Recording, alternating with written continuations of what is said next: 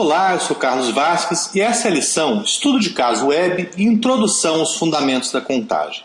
O objetivo dessa lição é aplicar a análise de pontos de função a uma pequena aplicação baseada na web, exemplificar a avaliação de requisitos funcionais e não funcionais e o seu papel na identificação de atividades autocontidas, apresentar os fundamentos da contagem por meio desse estudo de casos, o propósito, o escopo e o tipo de contagem. Para isso, eu queria pedir que abrisse o cartão de referência da Fato na página 5, onde pode consultar as tabelas de determinação da complexidade e da quantidade de pontos de função conforme o tipo e a complexidade. Se você ainda não tem esse cartão, você consegue baixar um arquivo em PDF simplificado na área de recursos desse curso. Nesse momento, não vamos entrar no mérito quanto a como se determina a complexidade das funções. Nós vamos estimar que todas as funções sejam de complexidade média. O catálogo de endereço apresenta os contatos do usuário.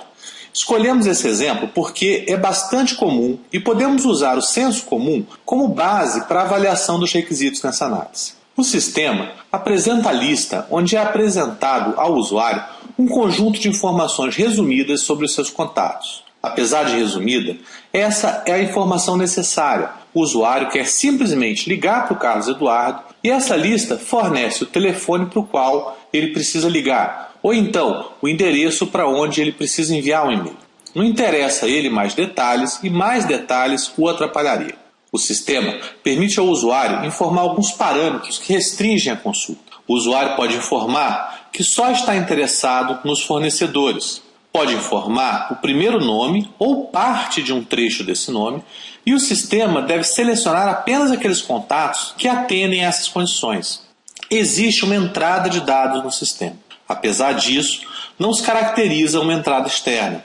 Informar os parâmetros é um passo de uma função, não é uma função completa autocontida. O que constitui uma função completa é informar opcionalmente os parâmetros e receber a relação com os dados que atendem aos parâmetros. Há possibilidade de consultar só as pessoas cujo nome começa com a letra A, ou com a letra B e assim por diante. Isso caracteriza uma nova função? Não. O motivo pelo qual existe essa separação em letras é para facilitar o uso do sistema, um requisito não funcional e desconsiderado na análise. Com base nela, a primeira função que identificamos é listar contatos. A sua intenção é apresentar dados internos ao sistema para o usuário. Deve-se contar uma consulta ou uma saída externa.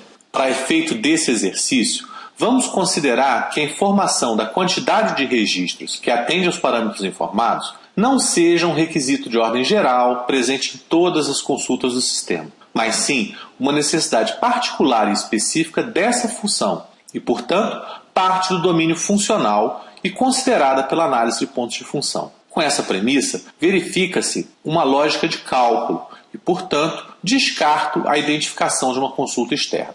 Ela deve ser identificada como uma saída externa e, em nossa estimativa, vai contribuir com 5 pontos de função. Os dados externados pelo sistema são mantidos em algum lugar e, portanto, há um requisito de armazenamento. Resta saber se é um arquivo lógico interno ou um arquivo de interface externa. Verificamos que há a possibilidade de incluir um novo contato, alterar ou excluir um contato existente. São dados mantidos pelo sistema e, portanto, um arquivo lógico interno que, em nossa estimativa, contribui com 10 pontos de função. Como eu comentei, eu posso incluir, eu posso excluir, eu posso alterar os dados do contato. Cada uma dessas tarefas, isoladamente, será contabilizada como uma função. Eu não conto manter contatos como uma função porque isso não é elementar. Incluir contato, por si só, é completo. Alterar um contato pode envolver a alteração de um contato que nunca foi incluído por essa função de inclusão. Ele pode ter sido incluído, por exemplo, numa conversão de dados, a mesma lógica se aplicando à exclusão. A orientação é que cada um desses processos, isoladamente, seja contabilizado como uma função. No caso, a principal intenção de todos eles é atualizar um arquivo lógico e entradas externas vão ser contabilizadas. Cada uma vai contribuir com 4 pontos de função na nossa estimativa.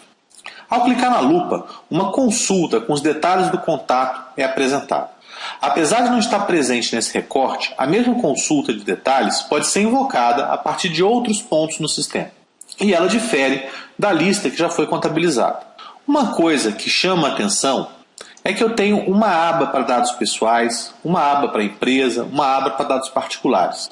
Eu conto cada uma dessas abas como uma função ou conto o conjunto de todas elas como uma função.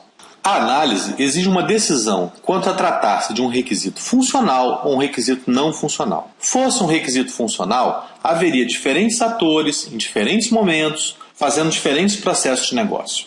Já quando se trata de um requisito não funcional, o sistema poderia ter um formulário único e, apesar desse formulário único não ser tão fácil de usar quanto um formulário quebrado em abas, o problema de negócio está resolvido. O mesmo ator, no mesmo momento, cadastra esses dados. Considerando o senso comum que invoquei nesse caso em particular, vamos assumir que seja um requisito não funcional, referente às limitações de qualidade, mais especificamente usabilidade. Além das funções já discutidas, uma função referente à importação de dados do Outlook, que será utilizada apenas quando da implantação do sistema, é classificada como entrada externa. Também, os dados de CPF usados durante a inclusão ou alteração de um contato para fins de validação e referência é classificado como um arquivo de interface externa. Se somarmos os pontos de função de cada uma das funções, chegamos a 42 pontos de função. Mas qual o significado disso? Chegar nesse número deve ser precedido, em termos de análise, de conhecer o propósito da contagem, saber qual a pergunta que a contagem deve responder. Dependendo desse propósito, 3 são os possíveis tipos de contagem. Basicamente, o tipo de contagem indica quais são as funções incluídas no escopo da contagem. Por exemplo, 42 pontos de função é a resposta para a qual o tamanho do projeto de desenvolvimento, onde todas as funções, mesmo aquelas descartadas ao final do projeto, devem ser incluídas.